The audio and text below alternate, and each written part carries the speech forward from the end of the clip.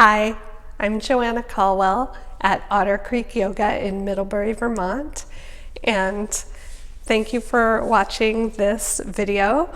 This is another of our yoga practice videos that we have made to help our community stay connected, stay with our practice, stay with one another in this really uncertain and challenging time. We have been starting each of these videos with one of the Yoga Sutras, and I'm just going to quickly review what we have done so far. We have done the very first Sutra 1.1, Atta Yoganusasanam. Now the teachings of yoga are presented. 1.2, where Patanjali defines yoga. Yoga's chittavritti nirodha. Yoga is the stilling of the fluctuations of the mind. Sutra 1.3, Tadadrashtu swarupe vastanam. Then the seer dwells in their own true splendor. And today, Sutra 1.4, Vritti sarupyam ittaratraha. This says that at other times, when we're not in that stillness of yoga, of nirodha, at other times, the consciousness misidentifies with the thoughts, or we kind of think that we are whatever it is that we're thinking about. We think that we are our belief system, our ideas, our memories, our emotions even. And yoga is saying, those are all things that you experience. Those are all natural movements of your consciousness, but it's not who you really are at the deepest level. So this sutra just reminds us, it can be a really nice teaching, especially now when things are difficult.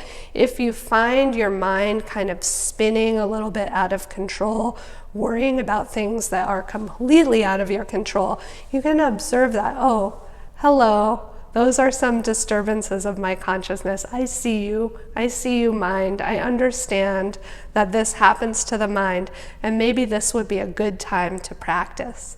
This would be a good time to come back to the breath.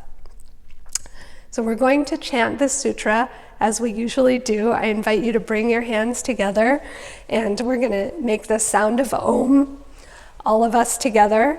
And then I'm going to chant the sutra, Vritti sarupyam ittaratraha, and then I'm going to chant it 3 more times and invite you to chant with me as best you can. Don't be a perfectionist. If you're not used to chanting in Sanskrit, this may be unfamiliar to you. That's okay.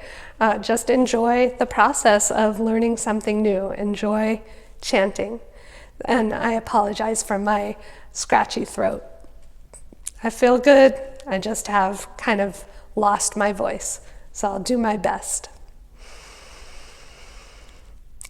Om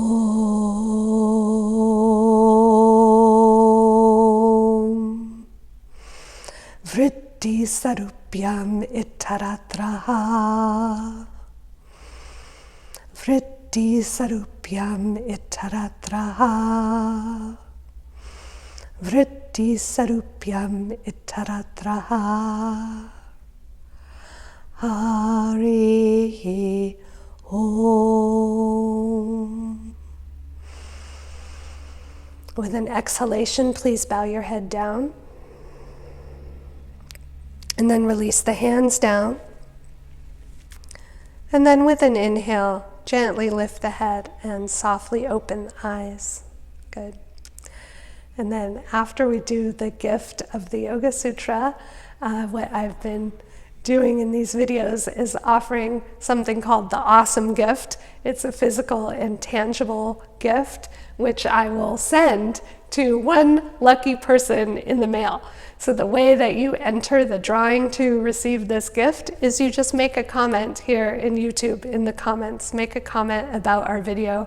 You can tell us which pose you liked best or a pose that you would love to see in a future video. You can ask a yoga question. That all counts as a comment. And the comments the drawing is open until the next video goes up, and then I pick a winner from the last video and I mail the gift in the mail. So today's awesome gift is something that I discovered. I got this for Christmas. All I wanted for Christmas this year was products to replace things that ordinarily come in plastic. And something that I use every day that ordinarily comes in plastic is toothpaste.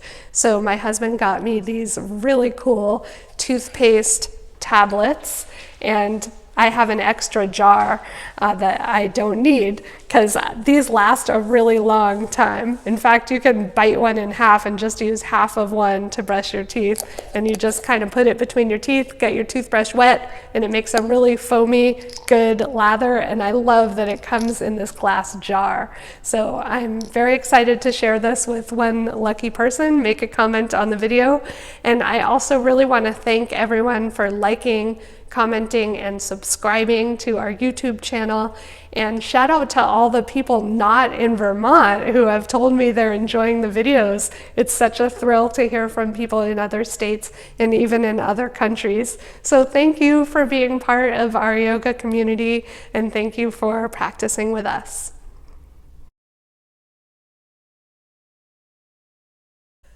We're going to start with props today. We'll be using a sturdy chair, a strap, and 2 blocks. And if you don't have the blocks, I'm sure that you can find a nice big dictionary or some big book that you can use at home. The strap, you could use your bathrobe tie. You can always get in touch with me if you need a source for actual yoga props, and I'm happy to help you out. Tayler is going to demonstrate our first pose, which is a variation of Tadasana, where she presses her hands into the chair. And you use that pressure into the hands to get a good lift of the whole rib cage and to roll the outer shoulders back to broaden the chest.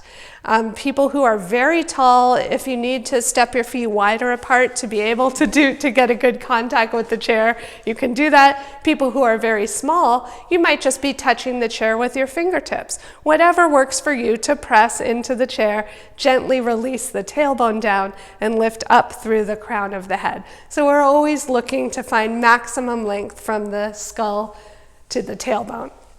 Okay. Excellent.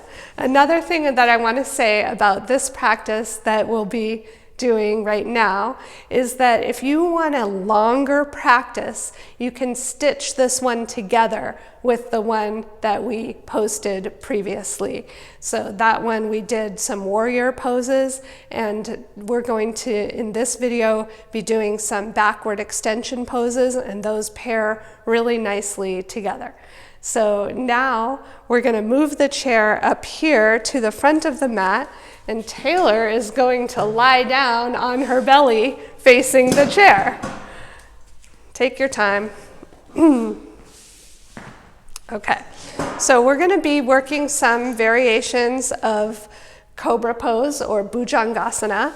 And the first thing is I'm going to have Tayler reach her hands back to the backs of the thighs. People at home, you do whatever Tayler does. You spread the inner thigh toward the outer thigh, and you really get onto the tops of the feet. The feet are pointed back away from your head. Yeah, so the top of the foot is going to be on the floor or on your yoga mat. If you don't like the way it feels on the wood floor and you want to wiggle your body forward, Tayler, you can do that. Yeah, so if you want to get your feet right on the mat, that's fine. So now, for a moment, put your hands at the top of the buttock, and it's like you're bringing the buttock away from your head. That should feel quite nice on the low back. Now you're going to maintain that action in the legs and in the buttocks, and place the hands near the lower ribs. So the palms go on the floor, the fingertips point forward. Here we're going to work with a very simple action where you lift the outer shoulder, outer upper arm away from the floor. Beautiful. And already she's coming into a little baby cobra pose. This is Bhujangasana. So one of the things you can feel, everyone at home, when you're lying on the floor like this, you feel that your shirt is on the floor. And I want you to pull your tailbone down and peel a little bit of your shirt off the floor by lifting it. Yes, and she's going up quite a lot. Beautiful. And then you're going to release all the way down. You're going to bring your arms forward and rest your head. Yeah, you can make like a pillow out of your hands and rest your head. You can also, if it's comfortable, you can turn your head to one side, any comfortable position for the head. And I would like everyone lying on the floor like this to take a nice deep breath in and a nice deep breath out. Okay. So then we're going to repeat Bhujangasana. Taylor's going to bring her hands, and people at home, you bring your hands near your lower ribs again. And let's start with the forehead on the floor. Good. So here, staying in this position, oh yeah, if you have glasses, you might have to take them off. Yeah, that's good. So the forehead on the floor, and you place the hands near the lower ribs. We're going to keep the head down and just isolate this arm action. I feel like I need one of those pointer things like the professors have to point at the chalkboard, because I'm trying to practice good social distancing and stay 6 feet away from Tayler. But so I have to really use my verbal instructions well, because I can't touch her. So go to the top of the arm, Tayler, and lift that away from the floor. Yes, feet down, feet down. Okay, so stay low. We're trying to just isolate the action at the shoulders. Everyone feel how the shoulder blades go toward each other here, and then peel a little more of your shirt up off the floor. Now press your feet down. Good. Stop there. Pull your tailbone down. Now slightly take your chin down. Beautiful. Feel how you can soften your throat here, and you've peeled your shirt nicely away from the floor. Beautiful. Lengthen as you lie down. Lengthen as you lie down. Good. It's almost like someone's pulling your skull forward away from your tailbone. And then, yeah, find a restful position for your arms. So we'll stay down just for a couple of breaths. See if you can take a nice full breath. And it's pretty easy to feel the breath in your abdomen and your frontal rib cage here when you're lying on the floor, because you feel that relationship between your belly and the floor. But if you can also be sensitive and feel the breath in the back of the rib cage, that as you're inhaling, there is a natural expansion there as well. The back of the rib cage also receives the breath. Okay, so we are going to do a third and final Bhujangasana, Cobra pose. Taylor's going to place her hands again, just like we've been doing. Yeah, so they're near the lower ribs. Now, without picking your head up off the floor, go for just that shoulder action. So you lift. Beautiful. You see how the shoulders lift away, and you feel the shoulder blades going in toward each other.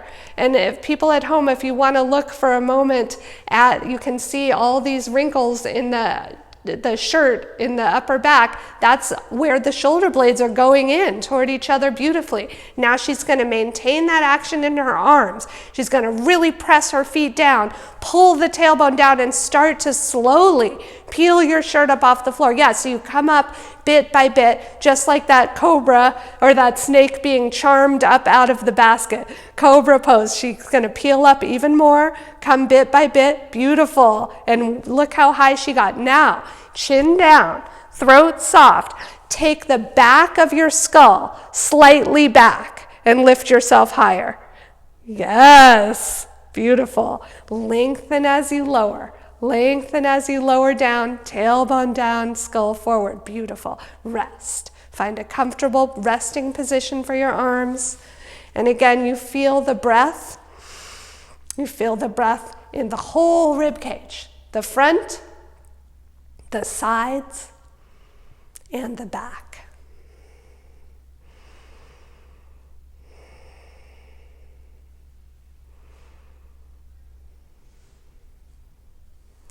Very good. Now we're going to practice some variations of the pose Shalabhasana, or locust pose. We're going to show 3 different variations, and if you are feeling fiery today and you want to pause the video and repeat each of these variations, or do all 3 with us and then pause and then repeat all 3 again, you can certainly do that. So the first variation Taylor's going to show is bringing the wrists up onto the chair. And if you find that you need to wiggle your body forward to get closer to the chair, you can. And if you want to put your glasses back on, you can, because you're not going to have your head Well, you might take them off again to rest, but you can have them on for this part. So you're going to put the wrist up on the seat of the chair. Yeah, so you can go forward as needed. That's right. Okay, good. So now we're going to go for the same work of the legs, pressing the feet down into the floor. Very good, active legs, pulling the tailbone down. And now pressing your wrists into the chair. Lift your chest any amount. Good. Do it again. Pull the tailbone down, press your wrists into the chair, lift your chest. Beautiful. And then chin down, take the back of the head slightly back, and lift the chest again. Very nice. And then she's going to come carefully down, one hand at a time, release to the floor, and take a rest. Yeah. Good. Okay. So the next variation, we're going to be using a belt. And if you don't have a yoga belt and you're using a bathrobe belt, that's fine. You're just going to make a loop in that belt that is about a shoulder distance. It can be slightly smaller than the shoulders. Okay, so this belt is going to go like this on your wrists. Okay, so I'm going to hand that to you, Tayler, and you're going to take it behind you and thread your wrists into it. Yeah, just take it back and then, yeah. That's right. Good. Okay, so here, make your palms face each other. Very good. Press your feet into the floor. Pull your tailbone down, and then just like we did in Bhujangasana, go up to the top of the arm and lift that away from the floor. Very good. Now, just like before, you're going to peel your shirt a little bit up off the floor, so you lift your chest. Yes. Now pick up your hands just a little bit. Keep your palms facing each other. Good. And push out into the belt as you lift your chest up. Push out into the belt. Very good. Now let's try the same thing. Keep everything you're doing, but pick up your feet. Pick up your feet. Good. No, but keep them straight. Keep them straight. Yes. So good. Lift your chest and release down and take the belt off. And you can take your glasses off and rest. Okay. So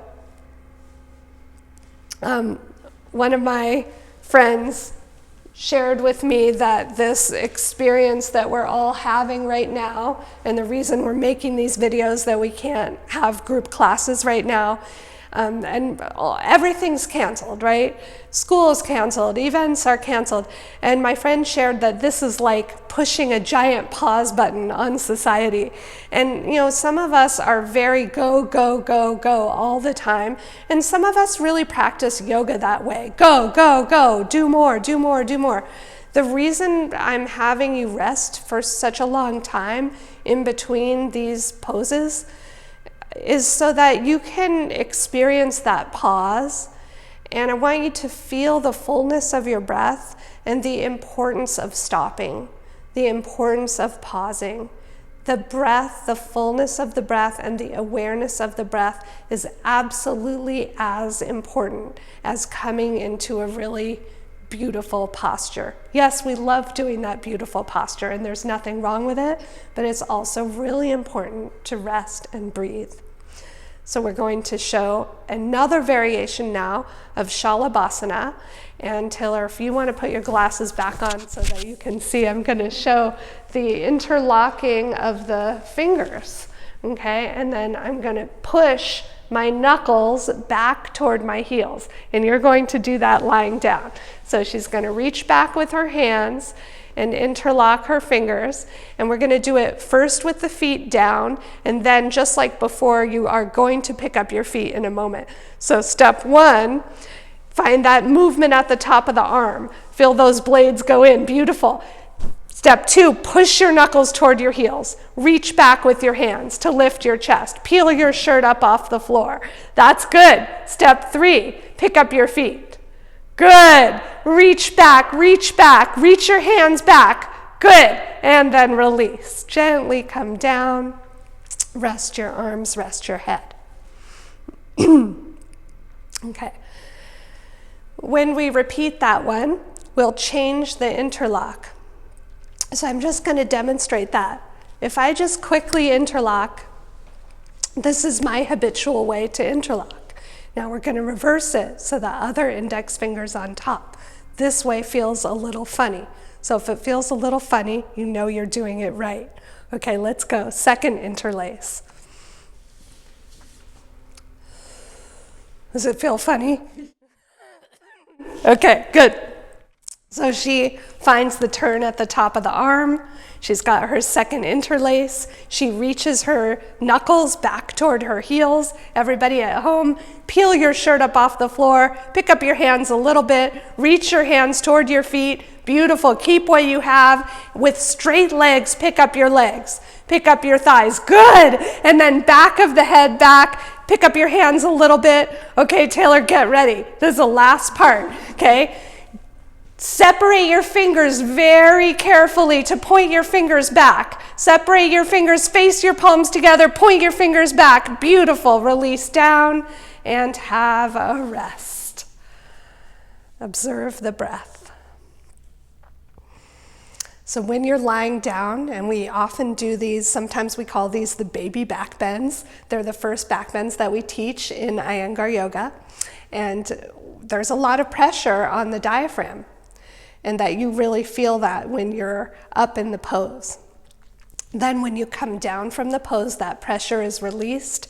There's a sense of softness in the abdomen, but because your abdomen's resting on the floor, it's a really nice way to connect with the breath. And you can feel your diaphragm moving inside your rib cage. And you can feel how each time you exhale, there's this very natural receding. Your abdomen recedes away from the floor with your exhale. And it goes more into the floor with your inhale. You can just observe that. Okay, so we're going to show two variations of Dhanurasana, okay? And I'm going to show one with the strap. If you are stiff, let's see, Tayler, I'm going to have you bend your knees now. Okay, so I'm going to just show this. The feet are going into the belt. She's going to reach back with her hands and catch this belt back here. There it is. Yeah, okay. So this is a way to work if you're stiff, okay? She doesn't need this. I'm taking it away. Grab your ankles.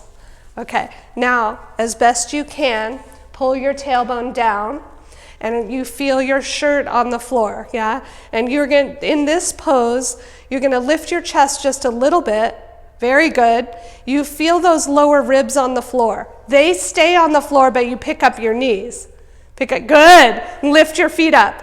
Lift your knees up. Beautiful. So you lift the knees to widen the chest.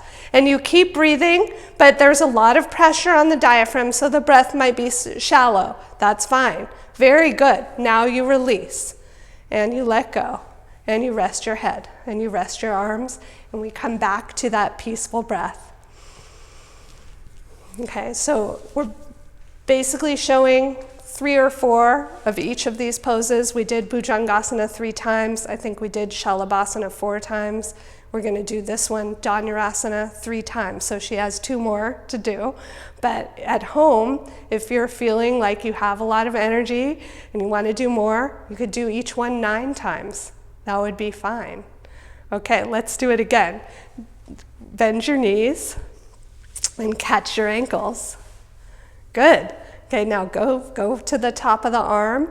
You lift it, you feel that shoulder blade action, very good. Now you pull your tailbone down toward the floor and you lift your inner thighs up. Very nice. In this pose, you do want to watch that you're not splaying your knees way apart. She's holding her knees in quite well. Then you want to see if you can lift up your knees higher. Can you get any more height there? Any more height? Lift those feet. Very good. Very good. And I like how she is smiling. Everybody at home, you should be smiling also. And then release all the way down. Good. Okay. So she only has 1 more to do. I'm going to observe the breath here. Nice, soft, gentle breaths. And you feel, again, that movement of your belly against the floor. And you feel that expansion of your rib cage. Okay, let's do our third one. This time, everybody at home, you may notice that you have a habit to catch one foot first and then the other. We're going to see now if we can bend our knees and catch both ankles at the same time. 1, 2, 3, catch. Pretty good. Yeah, okay. So that's something we can work on. Now you draw those shoulder blades in and you pull your tailbone down and then up go the legs. Up go the legs. Now you're really warmed up now. You've done a whole bunch of these prone back bends. So now I want you to see if somebody could come and stick a cookbook under your thighs. A big fat joy of cooking. So up go those knees so that cookbook can come in there. Very good. And release all the way down. Have a rest. Okay, so that was a sequence of 3 prone back bends. Belly down is prone. We're going to do another backward extension pose where we are lying on the back. So I'm going to have Tayler come up to sitting. And she's going to lie down with her head down at that end where her feet have been.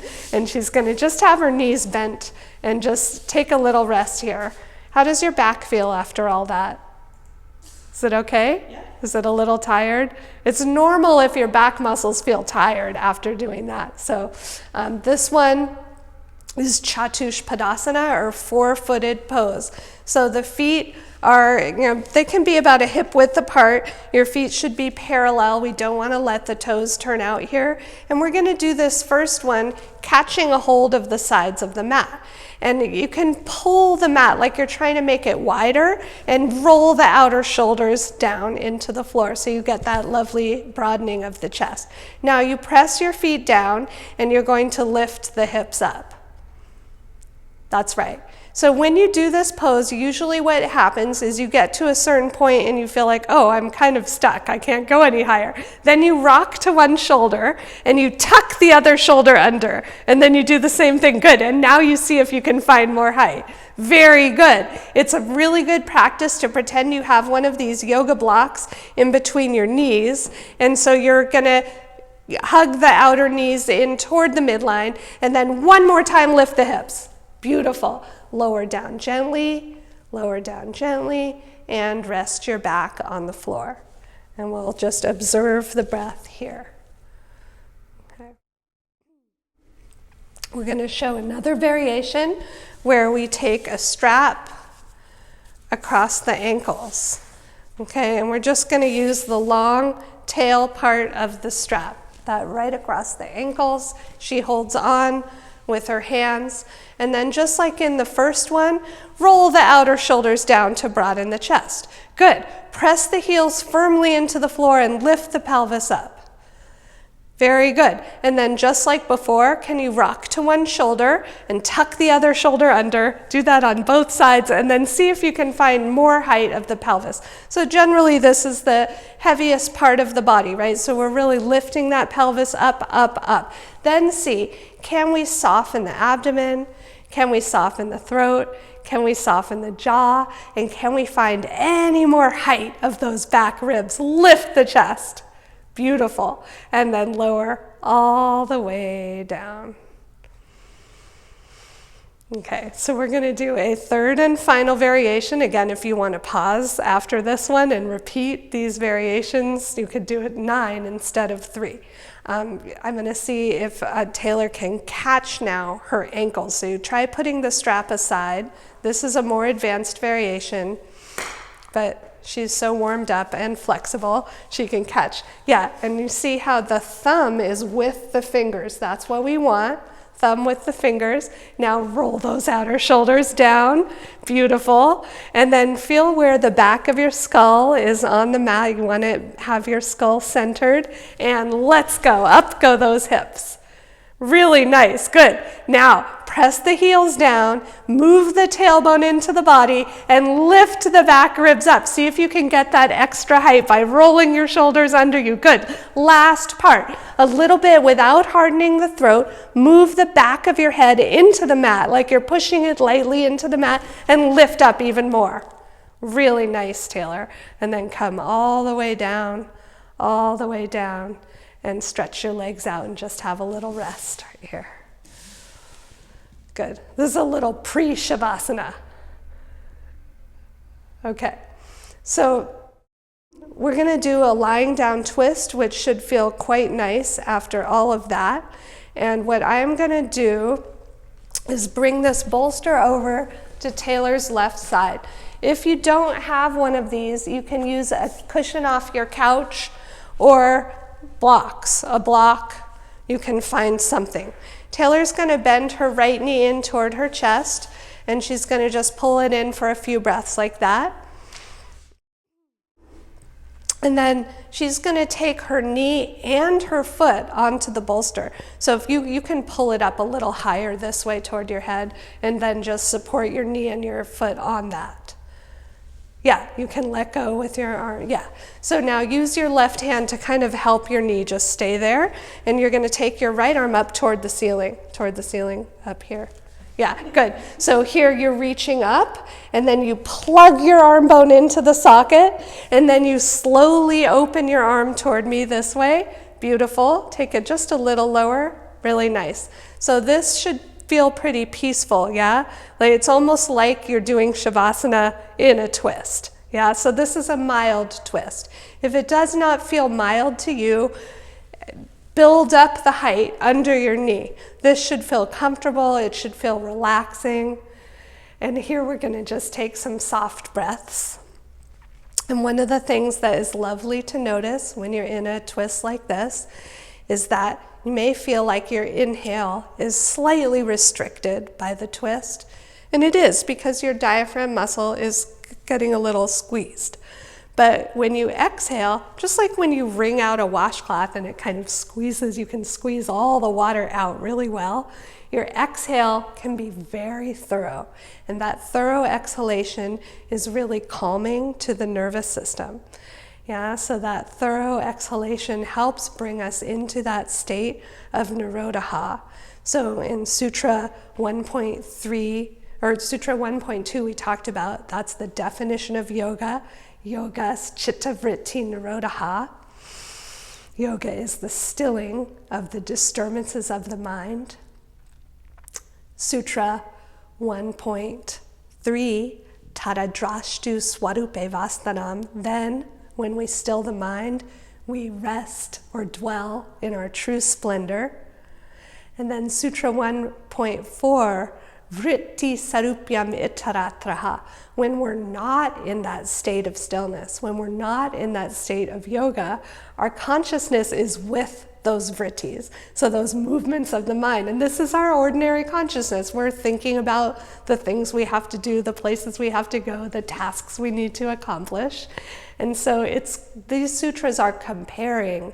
This is the state when you're in yoga and the mind is still. This is the kind of ordinary mind. And so this sutra reminds us that if we come back to the breath, we can reclaim that state of Nirodha, that still, quiet consciousness. So now you're going to roll back onto your back, Tayler, and you can bring the bolster over to this side. And she'll take just a couple of breaths now, hugging her left knee in toward the chest. And then on your next exhale, go ahead and take the knee over to the bolster. And it's really good if you can, have some kind of a shape like this that lets you support the knee and the foot. Yeah, and you can always adjust it and then use your right hand to weight it down. That looks good. And then reach to the ceiling with that left arm and then plug your arm bone into its socket. Good, so you see the back of her shoulder move toward the floor. Slowly open that arm out so the knee is dropping into the bolster and the arm is releasing the other way. Yeah, and you can let this foot on the floor turn this way. Nice.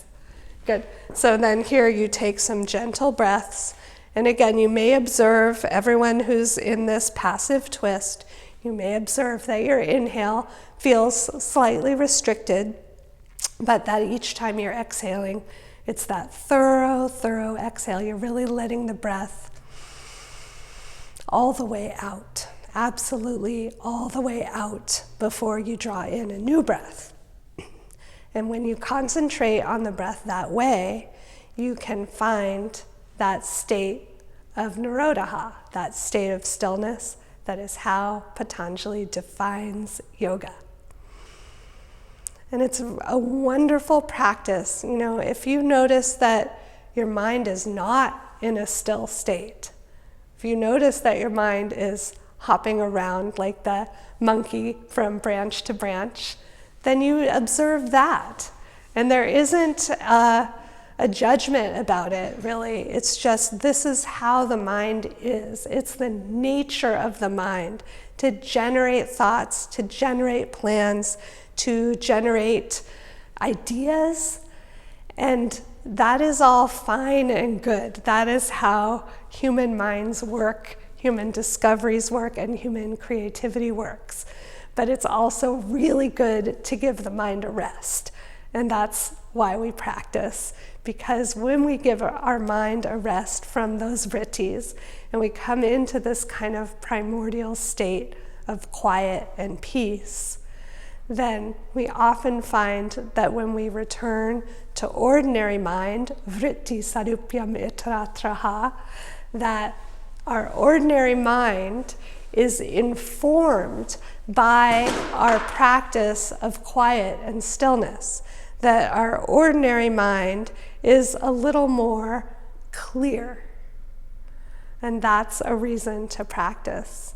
And a similar aspect of yoga is that, you know, when we practice Tadasana, the standing mountain pose, it's a yoga pose, right? It's a little bit different than our ordinary standing posture. We're not always standing around in mountain pose. But if we have a daily yoga practice or regular yoga practice, our ordinary posture is informed by our practice. So our ordinary posture gets better. And in the same way, our ordinary mind can be informed by Nirodha, by the stillness of yoga. So now you've had a good long time to be in this passive twist. We're going to come back onto the back. And if the prop that you're using is this oblong shape, try putting it crossways under your knees. And I would do that for Tayler, but I don't want to breathe on her. So she does it herself, and she got it right under her knees. And this is so nice in yoga to let your legs drape over the prop like that. And then you'll take your glasses off, and you'll take your arms a little bit out from the body. Yeah, so that you turn your palms up and you relax. And the general practice that we've been encouraging with these videos is to pause the video here and stay for a while in Shavasana. Let your body drop into the floor. After you pause the video, just practice letting all of your limbs rest and release.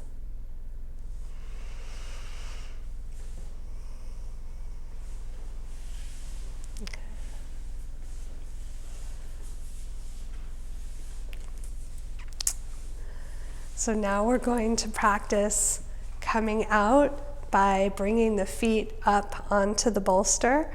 So you go ahead and do that with an exhalation. And then once your feet are up there, you take a couple breaths just right here and observe the state of your consciousness. So it's lovely to just notice, am I in that state of Nirodha, of stillness? Tadadrashtu swarupe vastanam, do I feel that expansiveness, that spaciousness, that purusha, that light of the soul inside? Or maybe I feel that my mind is busy. I'm in that ordinary mind of Sutra 1.4, vritti sarupyam icharatraha. Now take one more deep penetrating breath. And when you exhale, you go gently over to the side and you just curl up on your side, staying with your breath, observing the effects of your practice. And then using your hands, you press into the floor to sit all the way up.